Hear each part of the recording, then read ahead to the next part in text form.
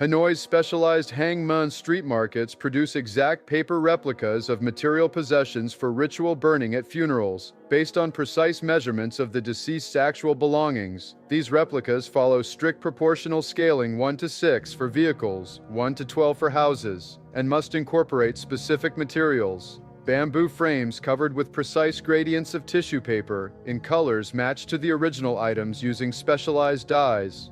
Most remarkable are the technology replicas, commissioned for younger deceased individuals, including functional paper smartphones with QR codes that, when scanned before burning, direct to digital memorials.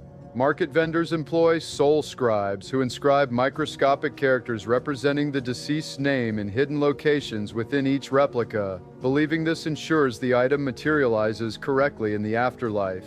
Production follows rigid timelines. Replicas must be completed within 49 days after death, with pricing determined by elaborate calculations involving the deceased's age and zodiac sign. Recent innovations include biodegradable papers and non-toxic dyes in response to environmental concerns, though traditionalists insist ancient methods using lead-based pigments remain spiritually superior, despite documented health risks to artisans. When the Mary Celeste was discovered adrift on December 4, 1872, investigators documented bizarre specifics never fully explained. The final logbook entry, 8:30 a.m. November 25th, showed normal operations, yet the ship's chronometer was running backward when found. The vessel's navigation instruments remained precisely arranged on the captain's desk, alongside an uneaten breakfast described as "still warm to the touch" in official salvage reports.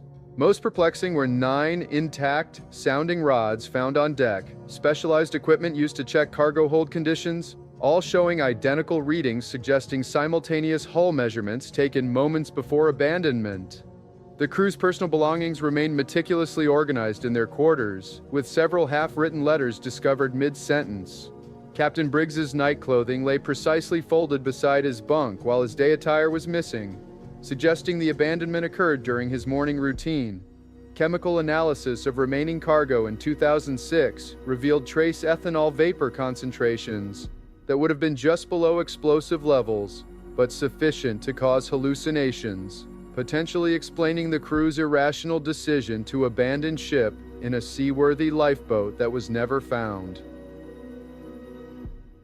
The Malagasy Famadihana ceremony occurs precisely between June and September when ambient humidity drops below 70%, allowing safe exhumation of ancestors. Families save for years, spending an average of 4 million ariary, 1,100, often a family's entire annual income, on this ritual performed every 5 to 7 years. Unlike similar traditions, Famadihana follows strict scientific protocols alongside spiritual ones. Bodies are wrapped in specific silk shrouds called lamba mena, containing natural fungicides from indigenous plants that prevent decomposition. During the ceremony, ancestors' remains undergo precise handling. Family members must rotate corpses counterclockwise exactly 7 times, while dancing to specific rhythmic patterns played on specialized bamboo instruments called lokanga. Most remarkable is the conversation aspect, where family members whisper family news directly into the ears of the deceased, believing the ancestors can hear through specialized valves in the skull that remain intact after death. Scientific analysis of exhumed remains shows remarkable preservation, with bodies up to 80 years old maintaining recognizable features due to the unique combination of Madagascar's laterite soil chemistry and the antimicrobial properties of the silk shrouds.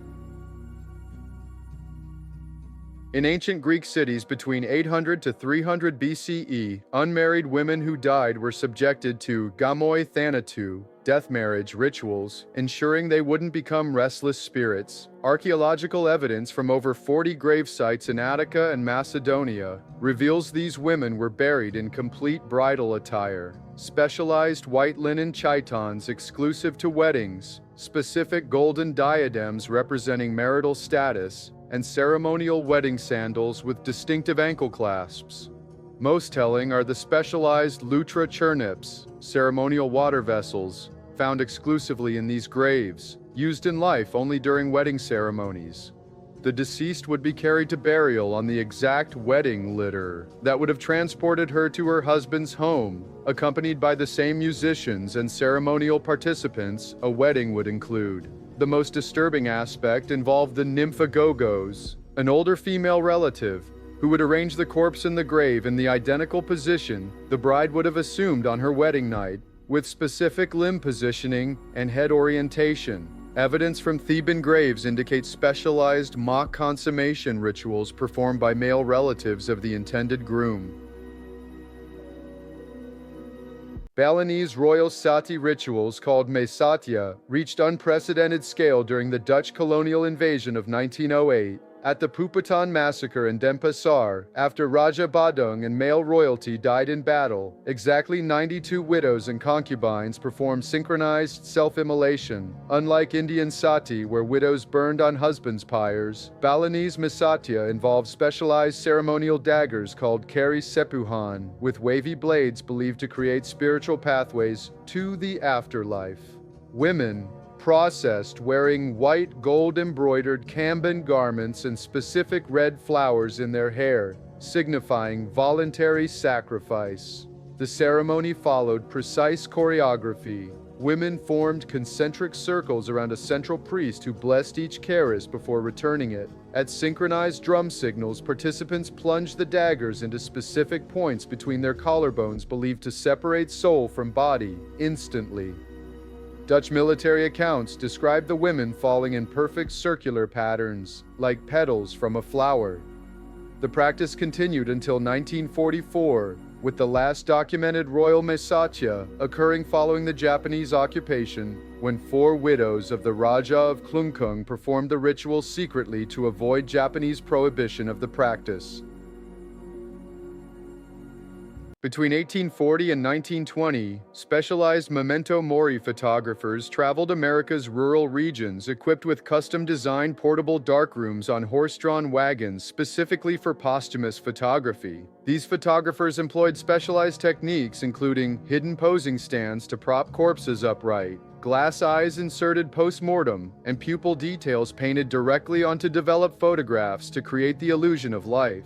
Pricing reflected the technical challenges. A standard portrait cost approximately $2 in 1880, while posthumous images commanded $10 to $15. Most disturbing was the practice of family completion portraits, where deceased children were photographed with living siblings, requiring exposure times up to 30 seconds during which living children had to remain motionless beside the deceased. Photographers carried mourning kits, containing black crepe backdrops, specialized white makeup to minimize death pallor, and various flower arrangements symbolizing specific circumstances of death.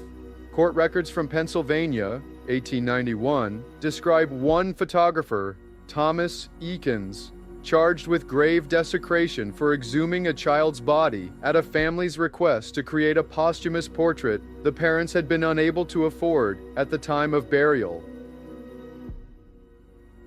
Within Himeji Castle's West Bailey lies the Okiku Well, site of the 17th century tragedy where a servant named Okiku was drowned after being falsely accused of breaking a valuable plate from a set of 10. Since her death in 1641, the well has been associated with a specific acoustic phenomenon. Between 2 and 3 a.m., particularly during humid summer nights, visitors report hearing sounds resembling a female voice counting from 1 to 9, then breaking into anguished sobbing.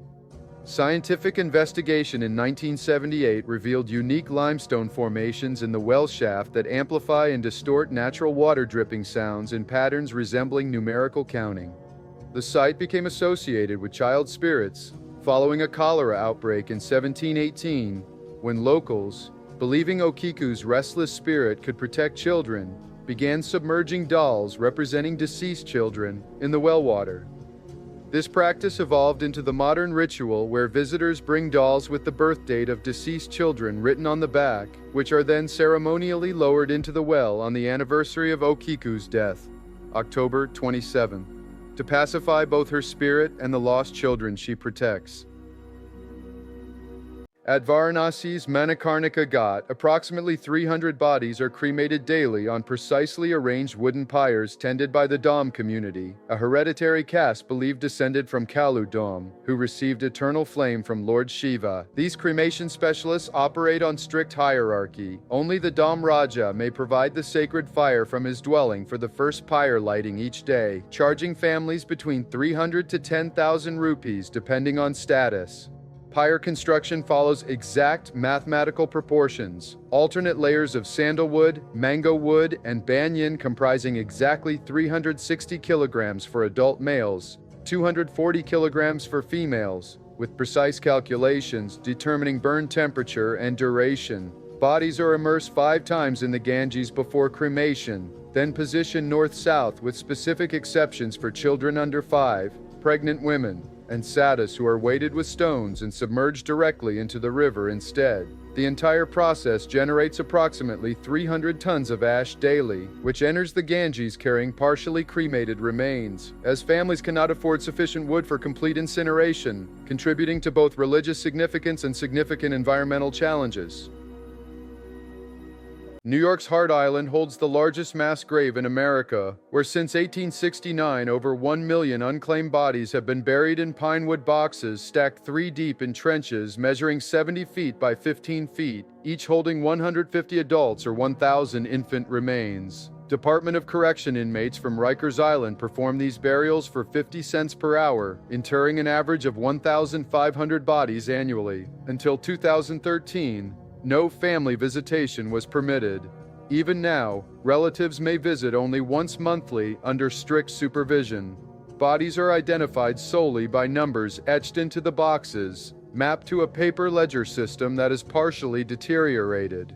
Recent ground-penetrating radar surveys revealed that decades of shifting soil has caused many trenches to collapse, with remains now commingled.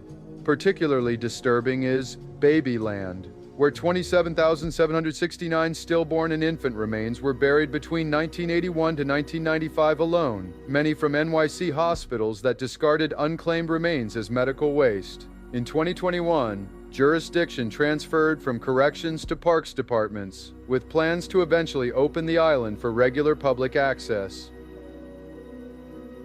Within the Mughal imperial treasury existed the Navratna shop, 9 cursed gems, diamonds believed to bring death to any emperor who wore them directly against their skin. Historical records describe Emperor Shah Jahan ordering specialized servants called Ratna Darak, gem bearers, whose sole purpose was handling and wearing these stones, including the infamous Blue Hope diamond and the Orlov. These servants underwent ritual purification involving saffron baths and consumption of specific antidote herbs. Yet their average lifespan after appointment rarely exceeded 3 years.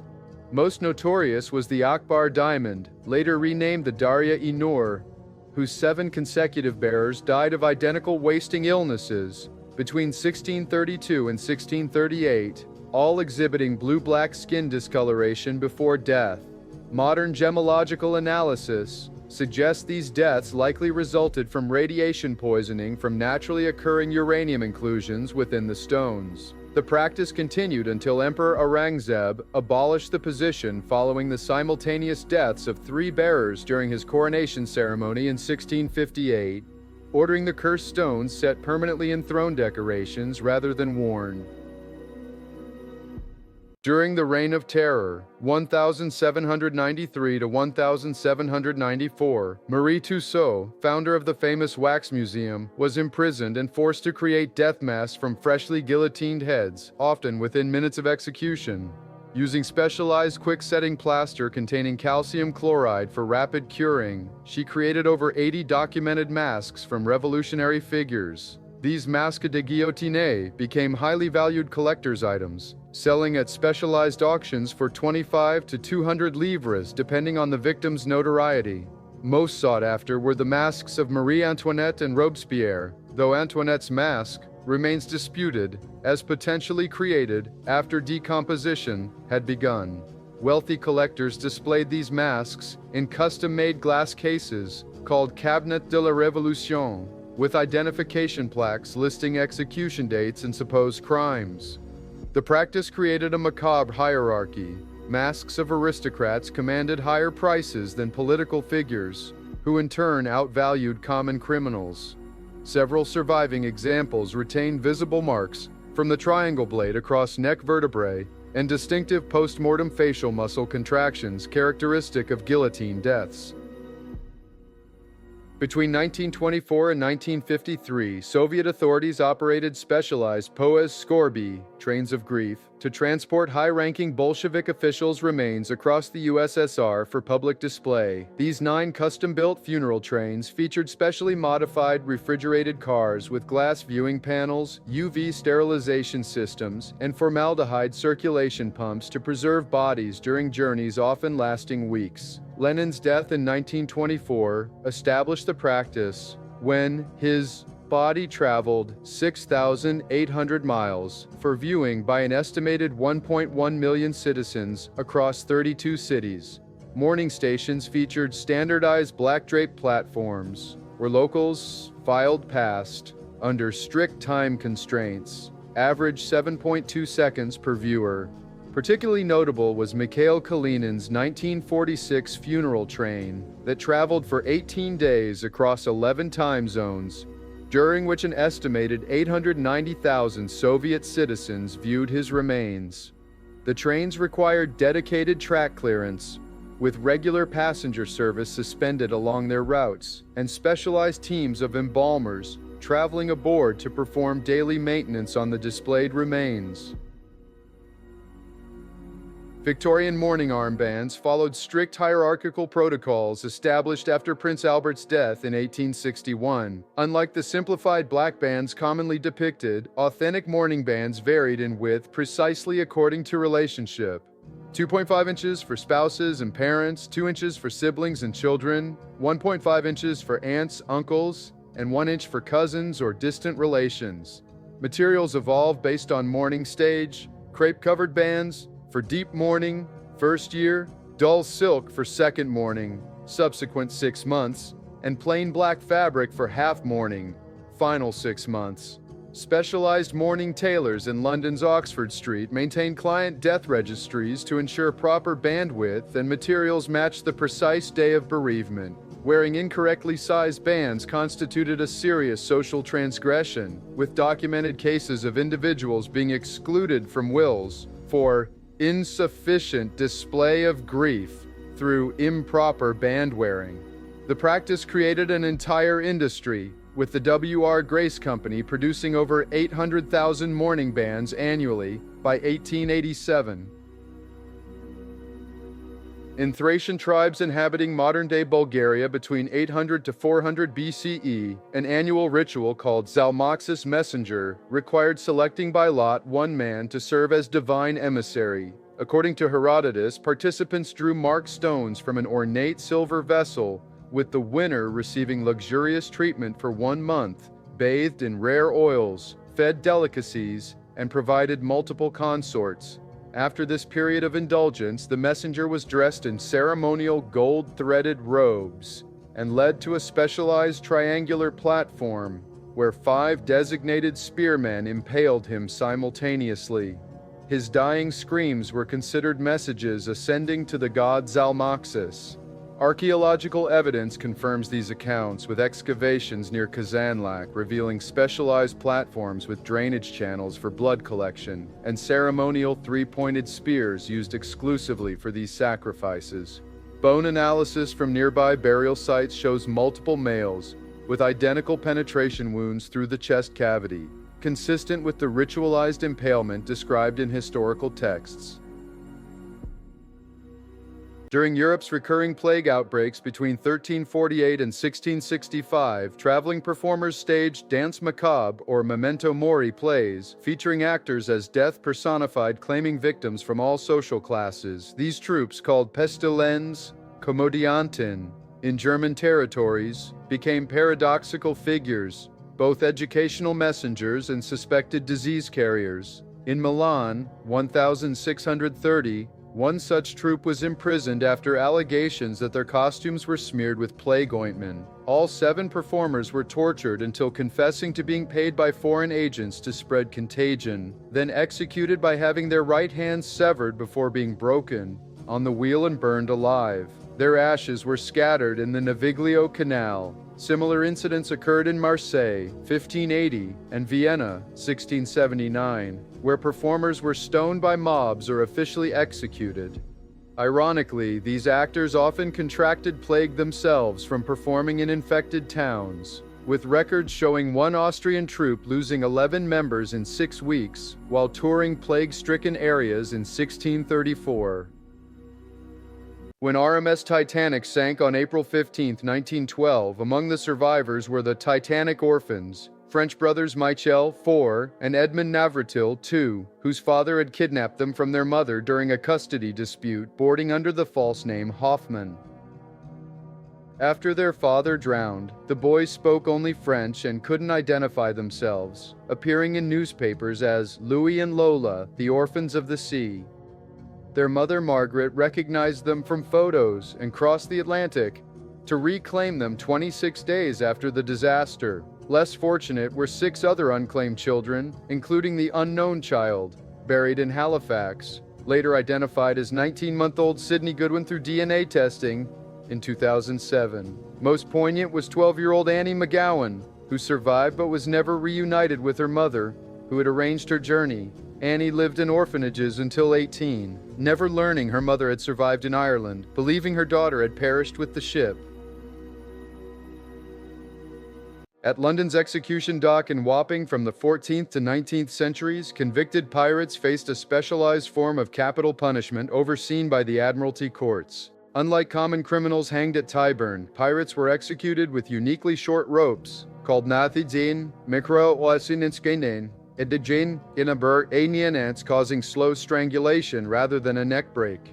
Once deceased, bodies remained hanging through 3 tidal cycles before being cut down, then transported to Graves Point or Cuckold's Point, where they were suspended in iron cages called gibbet irons, specifically designed to fit each pirate's body dimensions. Some notable pirates like Captain William Kidd, 1701, and Captain George Cusack, 1723, had their decomposing heads removed and dipped in tar to preserve them before display on pikes at Tilbury Point, visible to all ships entering London's harbor as explicit warnings against maritime lawlessness. The precise location of Execution Dock disappeared beneath modern development, but was rediscovered by archaeologists in 2011 near Wapping Old Stairs.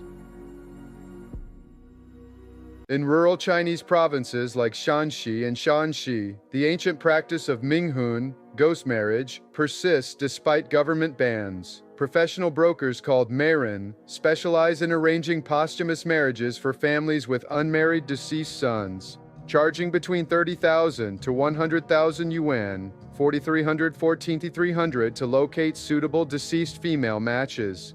These brokers maintain networks of grave robbers who exhume recently buried young women's bodies, sometimes only days after burial. The practice stems from the belief that an unmarried man's spirit will haunt his family unless properly paired with a bride in death.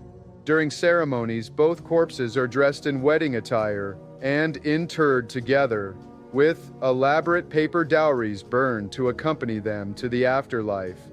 The scarcity of female corpses due to China's former one-child policy has driven prices skyward, fueling a black market that occasionally leads to murder, with at least 14 documented cases of women killed specifically for ghost marriages since 2013. In the holy city of Vrindavan, India, over 20,000 white-clad widows exist in social exile after their husbands' deaths. Hindu tradition once considered widows inauspicious, leading families to abandon them at ashrams like Mira Sabagini or Krishna Kutir. These women, some as young as 30, survive on a daily stipend of just 18 rupees, about 25 cents, earned by singing bhajans, devotional songs, for 8 hours daily in temple courtyards. Traditional restrictions forbid them from wearing colorful clothing, attending celebrations, or remarrying. Many widows arrive after being expelled by their children seeking inheritance. The 2012 Supreme Court ruling mandated better conditions, but implementation remains spotty. Recent NGO efforts have introduced vocational training and healthcare programs, while the annual Holi celebrations, once forbidden to widows, now allow these women to participate in the Festival of Colors, marking a gradual shift in their cultural isolation.